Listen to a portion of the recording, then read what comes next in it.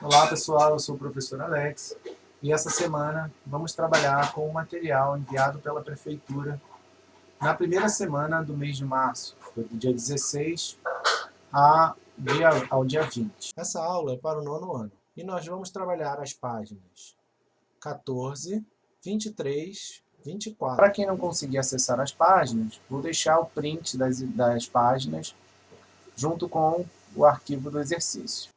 O material que a gente vai trabalhar hoje tem como tema principal a pandemia do coronavírus. Antes da gente começar, vamos falar um pouquinho mais sobre o que é essa doença e sobre o agente causador dessa doença. Os vírus são seres simples. Eles são acelulares, porque não possuem célula, e são protegidos por um envelope de proteína e gordura, chamada de capsídeo.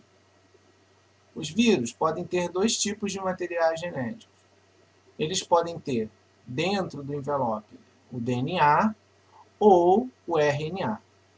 No caso do coronavírus, o material genético é o RNA. O fato de não possuir células faz com que os vírus sejam parasitas celulares obrigatórios.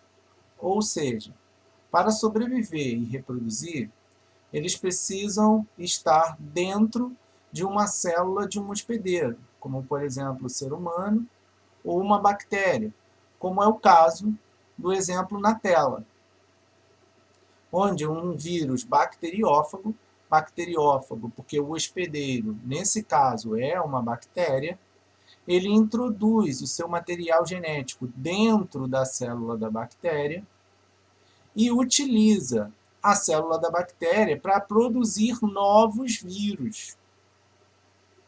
Ao final desse processo, a célula da bactéria morre e libera novos vírus para infectar novas bactérias. Quando um vírus infecta um hospedeiro, ou seja, entra dentro da célula deles, eles causam viroses. O que são viroses? São doenças causadas por vírus. As viroses podem ser transmitidas através do ar, como por exemplo a gripe, o sarampo, a rubéola, a cachumba, por vetores.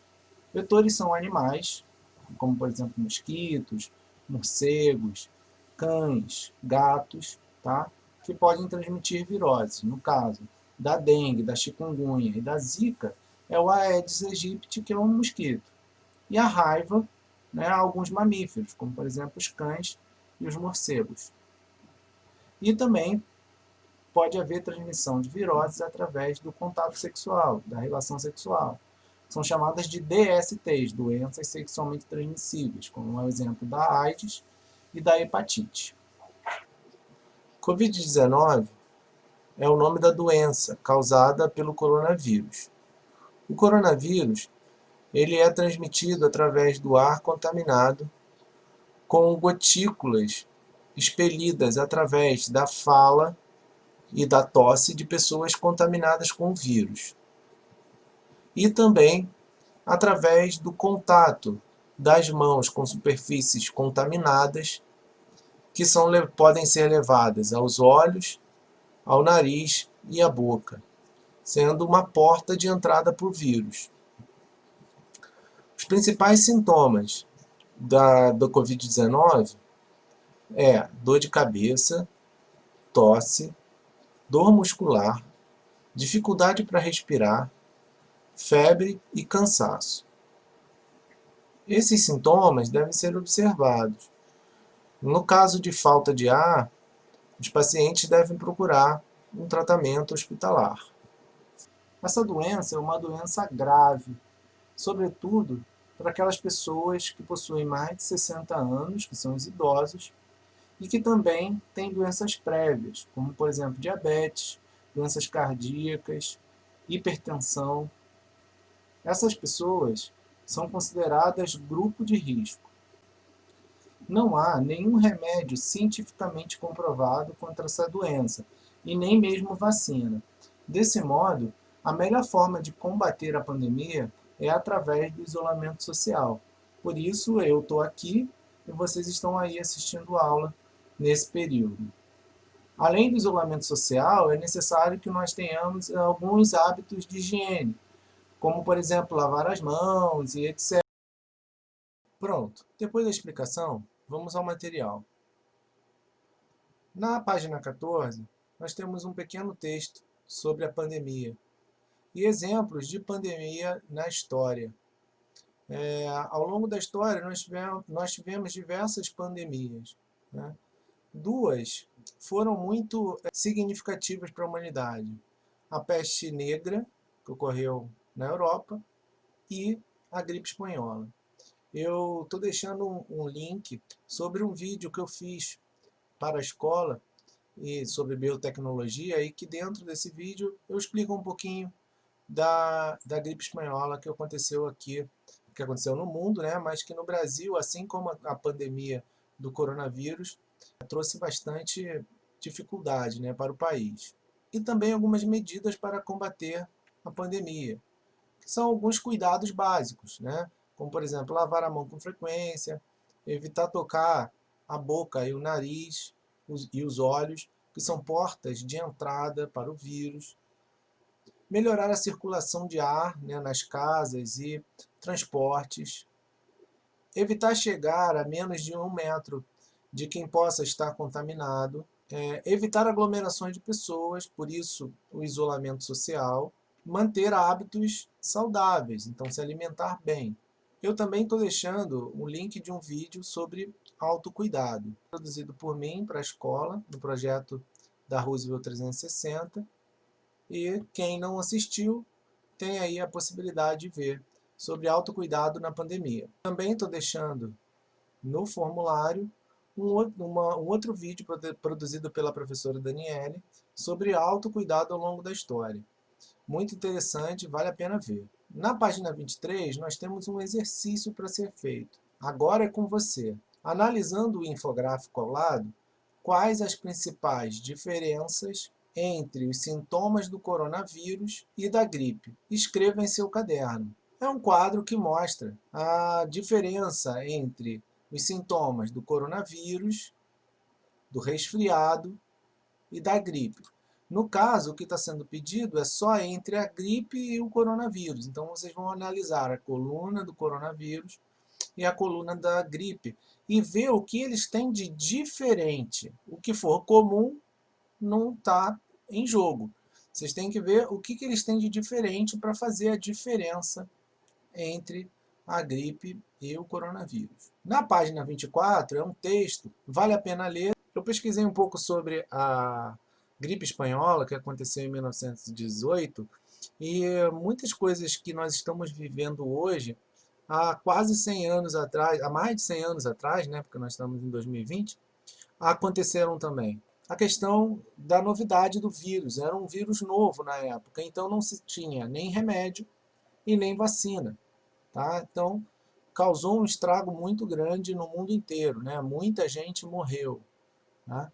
Uma outra semelhança é que na tentativa, na busca, né, de uma cura para a doença, eles também utilizaram a cloroquina sem nenhuma comprovação científica. Muito parecido, né, com o que a gente está observando hoje. Uma outra coisa interessante foi o isolamento social, porque como não tinha remédio e como não tinha vacina, a única forma de combater o vírus, na época, foi o isolamento social, assim como nós estamos vivendo hoje. E aí, uma coisa que eu pesquisei e que eu vi é que no ano de 2018, sabe o que aconteceu? As aulas foram suspensas, mas o ano letivo teve que ser cancelado. Não se anime não, porque eu acho que isso não vai acontecer com a gente. Uma outra coisa interessante em 2018 que aconteceu, quando a gente está diante de algo desconhecido, e a ciência ela busca, né, ela busca o conhecimento, né, através de pesquisas para elaborar um remédio, para elaborar uma vacina, só que isso não é muito rápido, isso demanda tempo. Para se fazer uma vacina, né, demora tempo, porque ela tem que ser amplamente testada para verificar a eficácia dela nos seres humanos, então passa por testes em animais, até chegar nos seres humanos. Então demora muito tempo. Só que as pessoas, elas querem se curar rapidamente.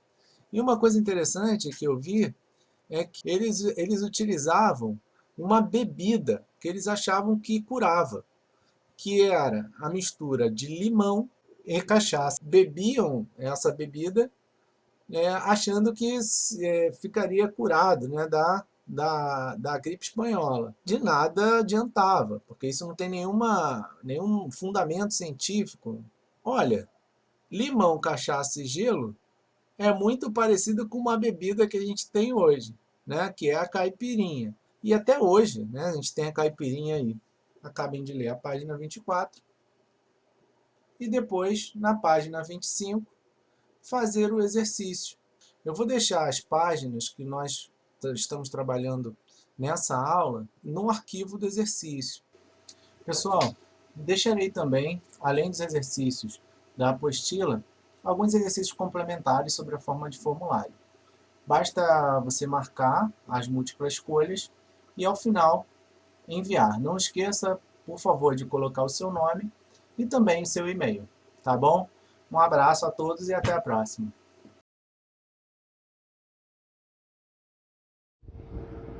Vocês irão receber um link como esse que está na tela pelo Facebook ou pelo Teams.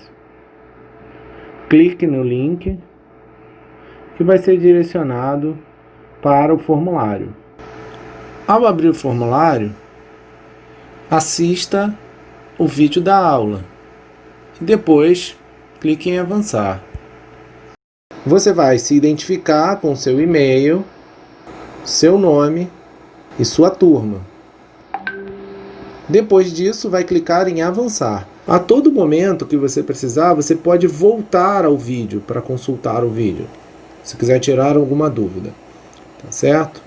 Bom, em seguida vão vir as páginas da apostila que a gente está trabalhando. Então,